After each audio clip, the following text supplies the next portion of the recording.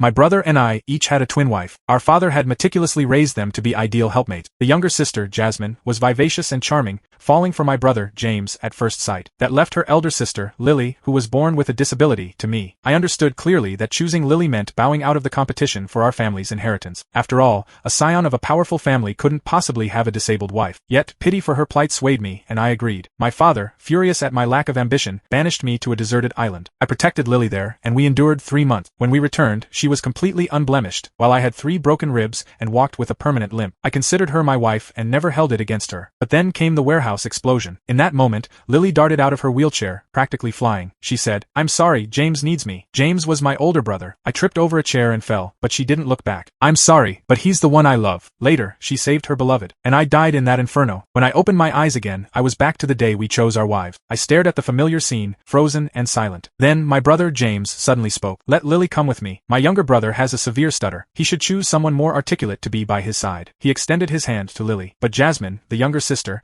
had already fallen head over heels for him, her delicate face tear-filled as she gazed at my brother. James had uttered the exact same words he had in my previous life. Last time, I believed he genuinely cared for my well-being. I also understood that father had trained these sisters to help us manage the family business. Lily could only stand with crutches. How could the wife of a Thorne family heir be disabled? Seeing my brother willing to forego his position for me, I was deeply touched and quickly refused, adamantly unwilling to let Jasmine go with me. But then came the explosion, and both women rushed towards James. James, in his feigned concern, insisted he wouldn't leave without me, yet he obediently allowed them to lead him safely away from the warehouse. Jasmine had already brought him to the entrance, but he feigned unconsciousness, prompting Lily to abandon all caution, stand from her wheelchair, and save him. From then on, he not only solidified his position as the heir, but also had 2 stunning women by his side. This time, I didn't refuse his offer to swap wives. "Lise, listen to my brother," I stammered, mimicking my past speech impediment, my face earnest. James instinctively recoiled his outstretched hand, a hint of awkwardness on his face. Lily, too, looked at me in surprise. Just then, Mother descended from the 2nd floor. "Sawyer, dear, the older sister is better at looking after people. Jasmine's lively personality isn't suited for you." I looked at Lily, leaning on her crutches. "Better at looking after people?" Mother truly found any excuse to support my elder brother. "Besides, your elder brother is going to study abroad soon,